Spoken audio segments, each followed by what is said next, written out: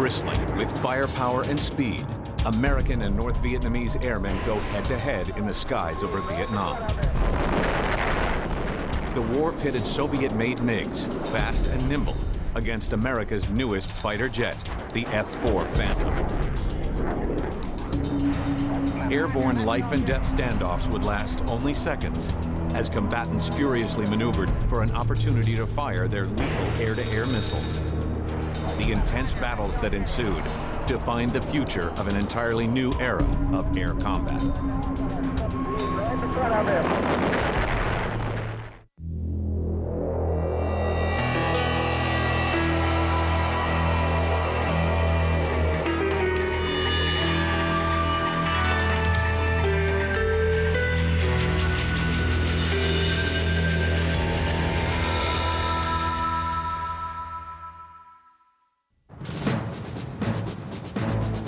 By March of 1965, the war in Vietnam had reached a fever pitch. Thousands of men and aircraft were committed to the conflict. Eventually, American warplanes were launched on around-the-clock sorties in an air campaign called Rolling Thunder. Their goal was to crush the communist Vietnamese insurgency known as the Viet Cong. American air crews aimed for the insurgents' supply lines flowing from the north. U.S. military leaders also hoped that the campaign would serve as a warning to the North Vietnamese. For American airmen, the threat in the south and the north was radically different. In South Vietnam, American airplanes dominated the skies.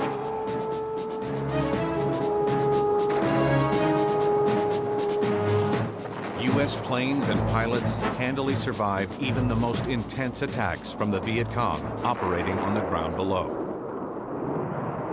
However, in North Vietnam, air crews faced something far more formidable: significant firepower and a well-trained enemy. Throughout the mid-1960s, the North Vietnamese placed anti-aircraft artillery along the most common routes used by American planes and around the major target areas. Also, they unveiled the first surface-to-air missiles, Soviet-built SA-2s. The radar-controlled SA-2 could strike down U.S. planes with a range of 60,000 feet and a speed of Mach 3. But perhaps the greatest challenge to U.S. air power came from the North Vietnamese Air Force, trained and equipped by the Soviet Union and Red China. They flew the relatively slow but agile Soviet-built MiG-17s and increasingly faster and more heavily armed MiG-21s. The more nimble airframes gave the North Vietnamese a distinct advantage over the Americans. U.S. crews flew the F-105 Thunder Chief. Against a MiG, these fighter bombers were cumbersome and difficult to maneuver.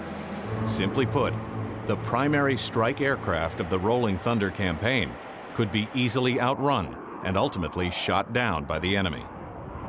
Once engaged, the best way for American planes to survive the confrontations was to drop their ordnance and hit the deck. But this wasn't an option for fighters engaged in a war. Instead, it was time for the U.S. to unveil the latest weapon in its arsenal, the F-4 Phantom. The new fighter jet was expected to defeat the MiGs from long range with little warning. But that was only a partial solution. Too often, American air crews would have to face the MiGs in close-range dogfights, something for which they were extremely ill-prepared. I went through pilot training. Okay, that took a year. Then I went through 6 months checkout in the F-4. Okay, and then I flew the F-4 for about 6 more months. And so then I got 2 years invested, and I'm a fighter pilot. And all of a sudden the Vietnam War starts getting up, and they pull out some of these old books that guys had written back in the Korean War days and World War II. And in there, they're talking about maneuvers that I had no concept of. Barrel roll attacks, high-speed yo-yo. low-speed yo-yo, vertical rolling scissor, a scissor. Not only did I not know what the maneuver was, I had never heard the term before. And these were all fighter maneuvers that you use to get behind a guy to shoot him down. Initially, in the U.S. Navy, the air-to-air combat mission was split between F-4 crews and the pilots of the F-8 Crusader, a single-seat fighter capable of operating from the shorter decks of older carriers. Eventually, the Phantoms became the Navy's weapon of choice to counter the rising MiG threat.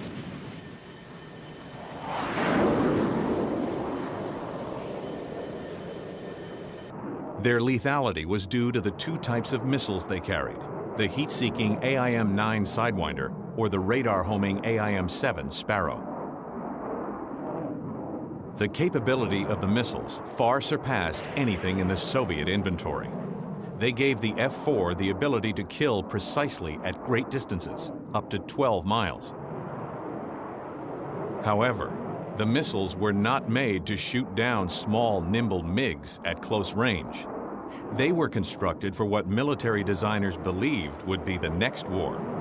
The attitude back then in 64 and 65 was, ain't gonna be that kind of war anymore. It's gonna be against bombers, straight and level, shooting missiles, and they can't escape these missiles. They're too smart and too fast and can pull too many Gs.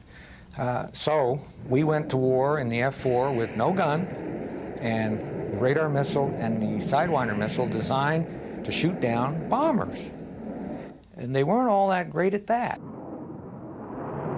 F-4s were operated by a two-man crew. The pilot and triggerman sat in front, while the backseater used the radar to locate targets. Their lives were in each other's hands. Clear communication was a matter of survival. The guy in the back gets it on the radar and he says, okay, we got a bogey, 20 left, 10 up, 15, which is 15 miles. Okay, that's where he was when this guy saw him, thought about it, and told you. Okay, but everything is moving. It's you know, like six-dimensional, because it's not just you moving, he's moving too. So for him to be effective, he's got to be telling you that just constantly. Well, you can't. So you're just getting data bits. This verbal communication front to back was tough, very tough, and slow. Once the F-4s started closing in on the MiGs, pilot and navigator had to determine the best moment to unleash their weapons. The Sidewinder was designed to guide on the heat from jet exhaust and could only be launched from behind a MiG. The radar-guided Sparrow should have provided crews with a long-range acquisition advantage. But under U.S. rules of engagement, the crew had to visually identify the aircraft, usually by making a close pass, before they could activate the missile's outdated guidance system. You had to wait 4 seconds before you could fire. You had to wait 2 seconds for the radar to settle. And this is an old analog radar set, tubes. Yeah. So we had to wait 2 seconds for the radar to settle down, and then another 2 seconds for the radar data to program the missile. You fired at 3.5 seconds, you had a stupid missile. So what you'd hear was, you're locked, 1,001, 1,002, 1,003, 1,000 fire. So we had to have that 4-second time, and that's an eternity when you're moving at supersonic speeds. Even after the pilot pulled the trigger, there was another 1.5 second delay before the missile fired, and the crew had to stay locked onto the MiG until the Sparrow struck, an extremely difficult and dangerous feat to achieve in combat. North Vietnamese MiGs usually operated in well-coordinated teams. If an F-4 crew managed to engage one, they could count on the fact that others were waiting nearby. Ground-based radar operators controlled the MiGs. They dictated virtually every maneuver the pilots made. The tactic, known as GCI, or Ground Control Intercept, was a classic Soviet attack strategy that proved somewhat effective in Vietnam. GCI controllers continuously relayed the exact position of U.S. aircraft to MiG pilots, allowing the MiGs plenty of time to set up ambushes or to avoid attack. Something made easier by the Phantom's two powerful engines. They left notoriously large black smoke trails in the sky. Rolling Thunder's newest weapon was proving to be among its most vulnerable.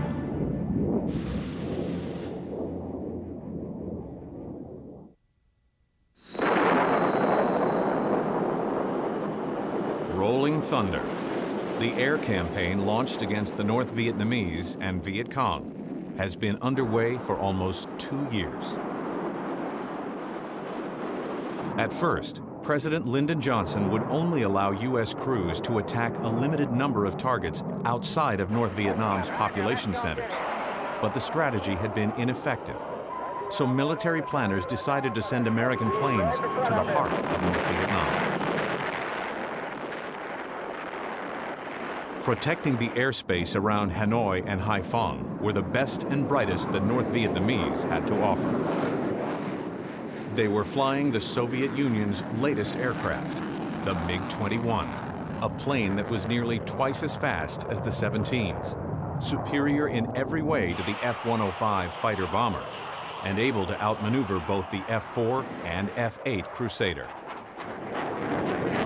Also making it even more lethal than its MiG predecessors, the 21 could be armed with 4 Atoll missiles, the Soviet answer to the heat-seeking Sidewinder. To make the best use of their new weapons, MiG crews developed a new tactic. They remained hidden. Until the slower, less able American planes were so low on fuel that they had no choice but to jettison their payload to make it out alive. We didn't find them, they found us. They would usually come up and try to make sneak attacks on the strike force, hoping to get them to jettison their bombs and not make it to the target. And it would be sometimes a combination of MiG-17s and 1 or 2 MiG-21s.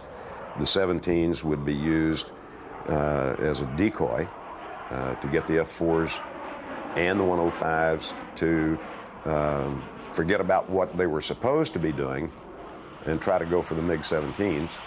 And once your attention was diverted to the 17s, the MiG-21s would come through in a supersonic high-speed pass, fire a couple of missiles, and away they go. And by this time, the MiG-17s have started to run, and so now the entire strike is disrupted. That was their goal. As the war continued on, F-4 crews became increasingly frustrated. They knew how to maneuver in a dogfight, but their missiles weren't right for the job. None had a kill rate higher than 15%. At close range, they were extremely difficult to use, and many simply failed to track properly or fire at all.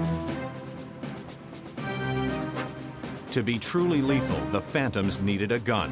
One squadron took matters into their own hands. On the plane's belly, they mounted a 20mm Gatling gun, capable of firing 100 rounds per second.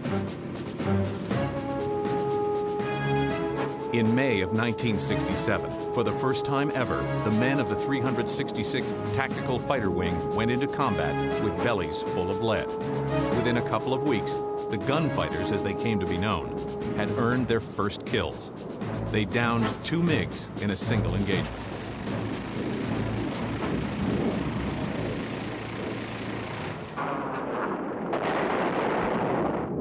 Now, the Phantom force was lethal on 2 fronts. Long-range missiles still took down the greatest number of MiGs, but close up, the new gun pods were proven effective. The Air Force put their improved weapon to good use. The Phantoms were sent in to protect the bomb-laden F-105s as they made their way toward their targets in North Vietnam. The heavy F-105s were no match for a MiG. If an enemy plane showed up, the F-4s sprang into action. If there weren't any MiGs in sight, then the F-4s were expected to head into the target area and drop their ordnance just like the F-105s, a job many crews didn't enjoy. Sometimes you might say we sort of hoped that the MiGs would come up so that we wouldn't have to roll in on the target. Not that we felt that fighting the MiGs would be more fun than putting the bombs on the target. It is simply a matter of what the job was. Our job was to keep the MiGs off the 105s because their job was to put the bombs on the target. Big difference, once the bombs are away, you cannot catch an F-105 on the way out. Those guys would do their job, and then it was time for them to go home. For us, depending on who you were flying with, you would put the bombs on the target, see that the 105s were out, and then turn around and go back and play. And by that, I mean you would go back and look for MiGs to see if any of them were following the strike force, trying to get revenge kills or whatever you want to call it. American planes were too often the victims of MiG hit and runs on the way in or out of the target area. To counter this tactic, the Americans developed a plan. It would become one of the most famous ruses in the history of air combat. On January 2nd, dozens of planes from various squadrons and more than 30 Phantoms from the 8th Tactical Fighter Wing, or Wolfpack, launched on Operation Bolo, an offensive attack on North Vietnam. The operation was conceived by the Wolfpack's fiery new commander, Colonel Robin Olds. Olds, like many others, became extremely frustrated. U.S. political leaders prevented him from going after the MiG bases. So that meant the only way to kill the enemy was in the air. His idea was simple. If the Phantoms could fool North Vietnamese radar operators into thinking that they were actually a flight of heavy fighter bombers, they could trap the MiGs in an air battle before the pilots realized their mistake. The Wolfpack's Phantoms mimicked every aspect of an F-105 or THUD strike force. They flew the same routes, at the same altitudes, airspeeds, and times as the THUDs, and even carried the same electronic jamming pods so that they would appear on radar just like a flight of 105s. But the Phantoms were not carrying bombs. They were each armed with 8 air-to-air missiles. Initially, the mission appeared to be a failure. There was a heavy overcast, and Colonel Olds' flight, which was leading the force, had already turned around over Phu Quyen airfield. Suddenly, a single MiG appeared on the radar directly beneath Olds' formation. The crews immediately tried to engage, but as they did, an emergency call rang out from other U.S. planes that had just arrived over Phu Quyen. A MiG-21 had emerged from the clouds and was pursuing Olds' flight from the rear. Captain Ralph Wetterhahn, one of the men responsible for planning the details of Operation Bolo, was flying on Colonel Olds' wing. The MiGs were climbing up through the clouds in trail. And it wasn't just one MiG, but there's 4 of them. But they're not together, they're spaced out. So everybody starts looking around. And some of us see the MiG-21 at 6 o'clock, and some of them see a MiG-21 that's 8 o'clock. And as I come around, I see a MiG-21 at 10 o'clock. And we all think we're looking at one MiG-21. So Olds starts wheeling because he sees the one, and he starts turning. Now I lock up to the one I see at 10 o'clock, and Olds just pulls right belly up to it, and I'm confused. I am really confused. And then finally I look and I see the other MiG. But we right away sandwiched ourselves between 2. For several seconds, the radios were jammed with frantic transmissions. Olds maneuvered into position and fired a pair of Sparrows at the MiG in front of him, but the missiles failed to lock on. He then let loose a pair of Sidewinders, but they tracked toward the infrared heat of the clouds. All the while, Wetterhahn anxiously tried to warn Olds about the other MiG, which was struggling to get into firing position. But Olds was not responding. I pull off to the wing where Olds can see me because I'm not going to shoot across his wing and pickle a radar missile. and I feel it come off, but I never see it. And then I pickle the second one. And this one I see, and it comes out nice, and it makes a nice little arc, and then just starts tracking up. Boom! It was such a release at that point to see that for the first time to an enemy airplane, the thing that I had seen many times to our own airplane, that I just shouted on the radio. I got him, I got him, I got him. And you can hear that emotion there that even to this day will give me chills and make my hands shake and my knees shake, because I know how that felt for that instant and know that that guy's not going to kill me today. But that only lasts for about a second, and then the fight is back on because there's much more going on. I look behind, and there's missile cons everywhere, and they're streaking out, and they're like skeletal fingers, you know, coming at you, and if they touch you, you're dead. But you don't know which ones are live or not. You can just see the smoke trails. You can't see the missiles. And some of them have been there a few seconds, and some of them are fresh. And you don't have time to stare at each one and figure out what's going on. So you just ignore it all and keep turning and start looking for someone else to shoot at. By now, the North Vietnamese were well aware that they had been lured into a trap. The Wolfpack systematically hunted down and killed 6 more MiG-21s, giving the Americans a much-needed advantage in the skies over Vietnam.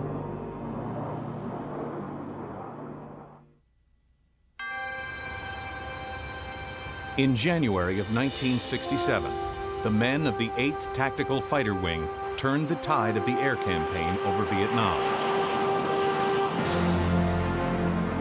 Operation Bolo resulted in the destruction of nearly half of the North Vietnamese MiG-21s, without a single American loss. The men felt they had proved that the MiGs could be beaten at their own game, and that the F-4 was clearly superior to the Soviet MiG-21.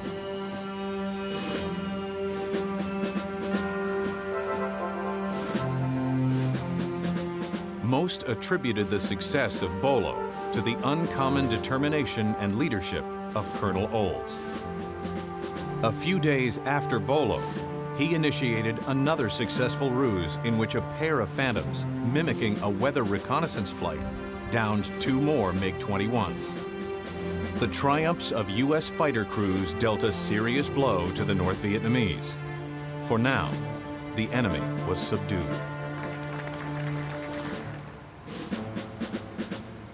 After a short reprieve, American planes resumed their bombing campaign at a greater tempo than ever before.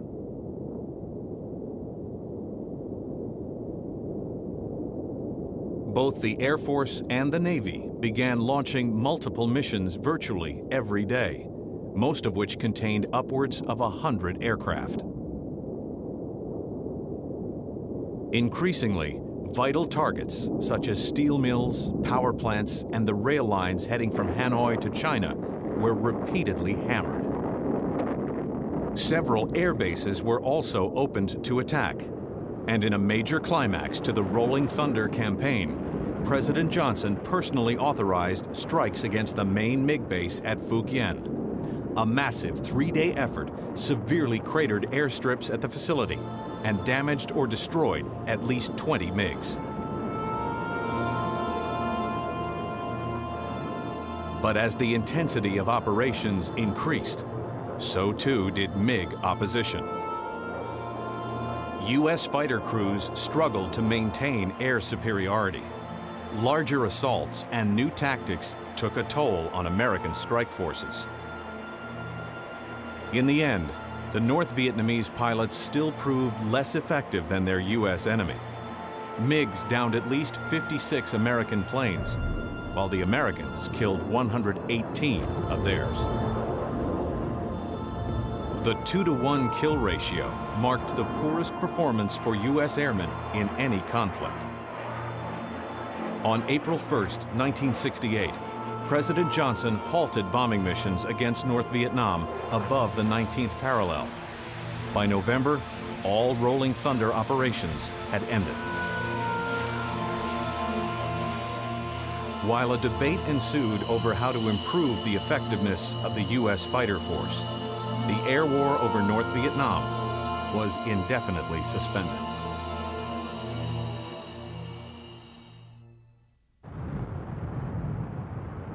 March 30th, 1972.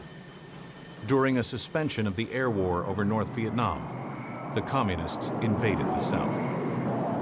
A week later, President Richard Nixon ordered U.S. airmen to return to the skies over the North under Operation Freedom Train, a massive bombing campaign aimed at halting the flow of men and supplies pouring into South Vietnam. By early May, Nixon had expanded the campaign to include targets throughout the entire country under Operation Linebacker. North Vietnam used the long respite from air attacks to dramatically strengthen its military. By 1972, the North Vietnamese Air Force had been equipped with a combination of nearly 250 MiG-17s, 19s, and 21s. The most lethal assaults continued to come from the pilots of the 21s, who nearly perfected the strategy of sneaking up behind strike forces at low altitude, accelerating to supersonic speeds, firing their ATOLs, and rapidly diving away. The tactic provided little time for fighter crews to prevent an attack. Their greatest hope was to keep the MiGs literally off their tails, or as fighter pilots called it, the 6 o'clock. Our tactic to counter that was to do everything possible to clear 6 o'clock. In a flight of 4, the two elements would cross each other. We would do 90-degree right and 90-degree left turns, 180-degree right, 180-degree left turns. So we were constantly maneuvering in the high threat area.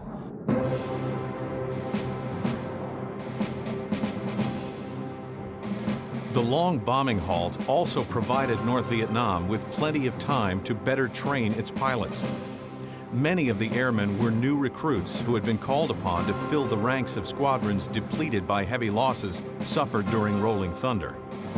But those that survived were able to hone their skills and learn to rely more on their combat experience than on restrictive guidance from ground controllers. You could tell right when you got into a fight with them exactly what type of pilot you had. You know, if he stayed and was aggressive, you had a problem. He was one of the old guys, and he was going to stay and fight and do a good job at it. If he looked like he was a new lieutenant and didn't know what he was doing, he was a new guy. Didn't understand the airplane, had to live within the Soviet system of GCI control, which meant the flight lead for the flight was on the ground in the radar van controlling the flight. You can't have a time delay between you talking to somebody and them watching the radar and then tell you what to do. It's instantaneous. He died. The Navy and the Air Force took very different approaches to improving the effectiveness of their fighter forces during the bombing halt. The Air Force largely focused on technical problems, installing an internal gun on newer model Phantoms, developing improved airborne radar, and working to solve missile problems that had plagued crews for years. The Navy focused on training, initiating a postgraduate course in fighter weapons, tactics, and doctrine that came to be known as Top Gun. For 3 solid weeks, Navy Phantom crews flew simulated air combat missions at Miramar Naval Air Station in California against aircraft that closely resembled the MiGs.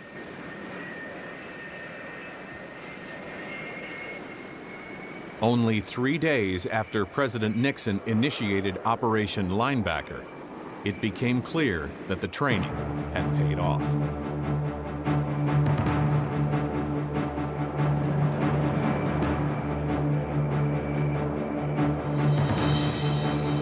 On May 10, 1972, Lieutenant Randy Cunningham and his RIO, or Radio Information Officer, Lieutenant Willie Driscoll, joined up with more than 35 aircraft heading to strike a key rail yard between Hanoi and the port city of Haiphong.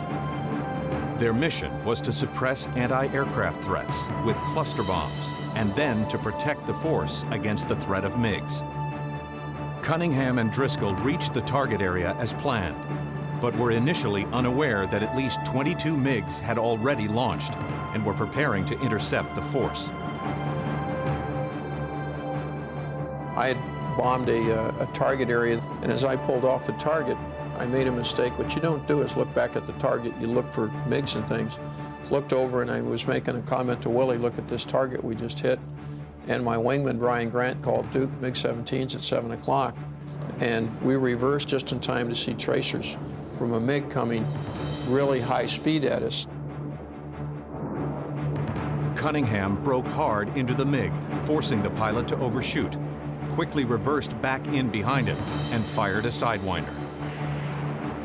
The missile tracked directly for the MiG, blowing it to shreds. The crew began searching for other aircraft, but noticed that several of the MiGs had entered into a wagon wheel, a defensive strategy used by the North Vietnamese to provide mutual protection from the rear. The tactic posed little threat to airmen, as long as they attacked directly from the side, took high-speed shots as they passed through the circle, and didn't slow down. But two of the Phantoms had slowed down and were furiously maneuvering inside the wheel. Cunningham and Driscoll tried to help one of the F-4s, which was piloted by their commander. He was being pursued by at least two MiG-17s and a 21. But each time they came around the turn, all of the other MiGs began tracking them. I made every excuse that I could think of in my own mind to get out of there, because in that kind of an environment, you're not going to survive 99 times out of 100. And I actually turned the airplane away and thought, I'll die if I go in there. And I actually got the airplane turned, started going away, and a thought came to me and said, if I leave, the XO is going to die. And how do I live with his wife and his children know that I didn't at least try? Cunningham and Driscoll turned back into the fight and began maneuvering in behind the MiG on their commander's wing. They struggled for several seconds to get a clear shot, fearing that a Sidewinder might guide on hot exhaust from the wrong plane. Suddenly, an opportunity emerged, and Cunningham fired. The MiG exploded right beside his commander, but the Phantom remained intact. The other MiGs immediately disengaged and dove away toward Hanoi. Fearing that there could still be many more MiGs in the area, Cunningham and Driscoll began heading back toward the fleet. But their day was far from over. As the crew flew out toward the coast, a single MiG-17 appeared in the distance. Cunningham pressed the aircraft head-on to prevent the pilot from turning in behind him. Suddenly, the MiG's cannons lit up, forcing him into a steep climb. Ordinarily, North Vietnamese pilots disengaged once they lost a clear advantage. But this was no ordinary pilot. I fully expected this MiG, when I pulled up and was going to turn into him like this, to just run and unload and go to Hanoi, and I was going to have to come back and chase him. Instead, as I went a little vertical and showed him a nose position, I came back over the top. We were in the pure vertical, and I looked back and saw a little set of goggles, a little white scarf, and could see canopy to canopy going pure vertical with him slightly below me, the MiG driver. And we arced over the top, gave him a flight path, which is another mistake I made. He shot, broke out of the flight of his bullets, put him right where I wanted him to at my 6 o'clock. It's not where I wanted him. Cunningham unloaded his aircraft, pulled up hard, and kicked the rudder over the top, positioning himself behind the MiG. But the MiG pilot responded, executing virtually the same maneuver. For several minutes, the two planes dueled in a furious dogfight, repeatedly trading advantage for disadvantage in what's known as a rolling scissors. Suddenly, Cunningham recalled a similar engagement that an instructor pilot had put him through at Top Gun. He pulled up hard into a climb. Again, the MiG pilot stayed with him, but this time, he did the unexpected, executing a daring maneuver that was immortalized in the 1986 Hollywood thriller Top Gun. Just like in the movie, he started his nose up a little bit coming in a position like this. Well, I chopped the throttle, put the speed brakes, and dropped the flaps, and he went out in front of me. And I had done that in training at Top Gun. It worked against the instructor pilot, and it worked against him because he's sitting up here, and that's where we shot him. The MiG attempted to escape straight down, but it was too late. Cunningham fired a single Sidewinder. Several seconds later, he saw a brief flash and a trail of black smoke as the MiG flew into the ground. Cunningham and Driscoll were drained, but ecstatic. They had clearly met one of North Vietnam's most formidable pilots on the battlefield and had emerged victorious. They had also become the first aces of the Vietnam War, earning their 3rd, 4th, and 5th kills during a single engagement. Incredibly, though, there was little time for either man to contemplate the significance of what had taken place. As they headed back toward the coast, an emergency broadcast warned that SAMs had been launched from the city of Nam Dinh. Cunningham looked toward the city just in time to see an SA-2 heading straight for him. The missile detonated several feet from the F-4, sending shrapnel into the plane's underbelly. Cunningham struggled to pull the plane into a climb and then managed to roll it some 50 miles out to the coast using only his rudder and afterburner. Mayday, mayday, mayday. Night train 505. Shortly after reaching the Gulf of Tonkin, there was an explosion in the rear of the aircraft. Within seconds, the crew was forced to eject. Big brother, big brother, big brother.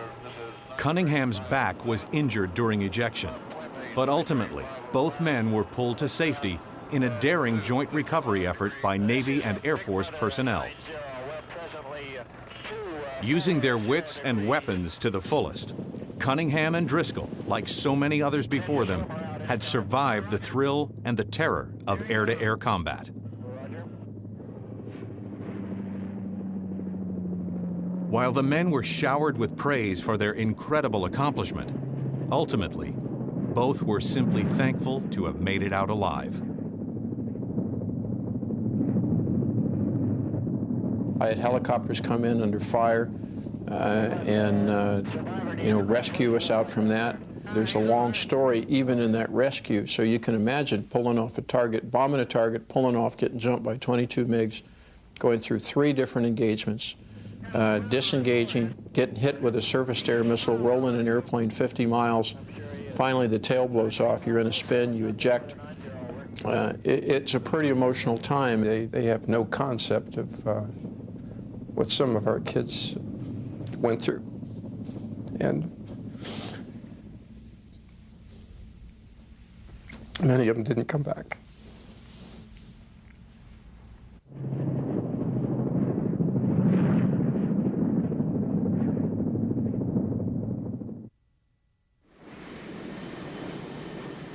As the air war over Vietnam heated up, Navy fighter crews repeatedly demonstrated the value of Top Gun's training, achieving better than a 12-to-1 kill ratio against North Vietnamese MiGs, while preventing the loss of all but one of their attack aircraft. Air Force crews did not fare nearly as well. In fact, during June and July, their kill ratio dropped to an astounding 1-to-1. Many factors contributed to the dismal statistics, including the ability of the North Vietnamese to detect Air Force assaults much sooner than those launched by the Navy.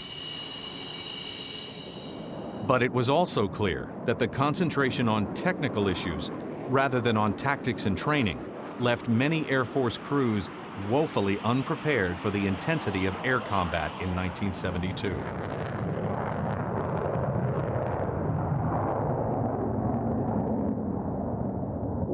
We were not allowed to train the way we were going to fight, which was very unfortunate. We were not allowed to practice dissimilar. When I came back for my second tour in 1972, I was as prepared as someone could possibly be, and yet I had never faced an unlike airplane in a maneuvering situation. The first time I ever saw an unlike airplane in a maneuvering situation was a MiG-21 over Hanoi. The Air Force also experienced considerable difficulty in pairing up and keeping fighter crews together during linebacker. Navy crews were normally paired up in the same highly trained team for the duration of their cruise. Air Force pairings were often changed daily as new airmen arrived to replace those who were on temporary duty or who had fulfilled their 100-mission tour requirement. Many Air Force pilots fought hard to preserve crew integrity, handpicking not only their backseater, but the other 6 men that normally flew in their flight of 4. It was a definite advantage to have 2 people under those conditions, both highly trained, and to be able to fly as a team all the time. Chuck de Bellevue and I flew over 100 sorties together. Chuck was the best of any of the backseaters at UDARN, and I was very fortunate to be able to select him to fly with me. We got to the point that we didn't have to say a lot to each other in the cockpit. I knew what Chuck needed, he knew exactly what I needed. Several improvements in Air Force equipment did pay off. One of the greatest developments took place on board Disco, the Air Force's EC-121s that alerted air crews to the presence of MiGs. New radars were installed on Disco and on Red Crown, a Navy radar control ship, that allowed air crews to see exactly what enemy ground controllers saw. These new eyes and ears gave U.S. forces an unprecedented early warning system, especially to MiGs coming in at low altitudes. With this information, fighter crews could get into position before being seen by the enemy. A tactic which would soon pay off for Captain Ritchie. On July 8, 1972, he was leading 4 Phantoms on a mission to protect bombers on their way home. Flying his backseat that day, as he had dozens of times before, was Captain Chuck de Bellevue. As we headed towards Hanoi, you could hear the bandit calls. First from northeast, then southeast of Hanoi, then south. And then Disco, the EC-121, the controller on there, he calls out, Paula, which was our call sign, you're merged, which meant on his scope, everybody's in the same little piece of the sky. And that was nice, except we didn't see anybody. It got us real concerned. And for about 2 minutes, there's 8 guys with heads on swivels, checking 6, looking around, trying to see make sure nobody's behind us. Finally, I had a premonition or something. I don't know. Maybe Steve probably had the same one. About the same time that they were in front of us, I looked up at 11 o'clock, and just to the left of the nose of the F-4, there was a black dot on a white cloud. Didn't belong there. And very shortly after that happened, we were line abreast going opposite directions with the MiG-21. Ritchie and de Bellevue were well aware that North Vietnamese pilots rarely ventured into combat alone. The crew started a slicing maneuver, as if they were going to turn in behind the first MiG, but then held it there. Sure enough, a second MiG soon flashed by that had been setting up to fire on the men if they had turned in. Ritchie broke hard in behind the second MiG and followed his lead. We came into the fight behind the trailing guy, got a radar lock on. He was in a hard turn, and the missile went for the centroid of the radar energy, which was right behind the canopy on the MiG-21 where the wings meet the fuselage. Well, right behind that is where the centroid of the radar energy was focused, and that's where the missile cut it into. It was still accelerating when it got to him. We unloaded because when one blew up, the second MiG would never stay. He'd always leave. And our number 4 called up and says, hey, Steve, he's on me. And MiG had come all full circle and was now chasing us.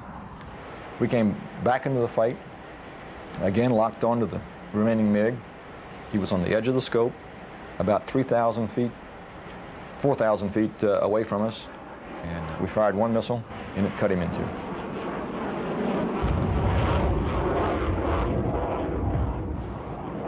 It took 1 minute and 29 seconds from tally-ho, the black fly speck on that white cloud, until splash 2.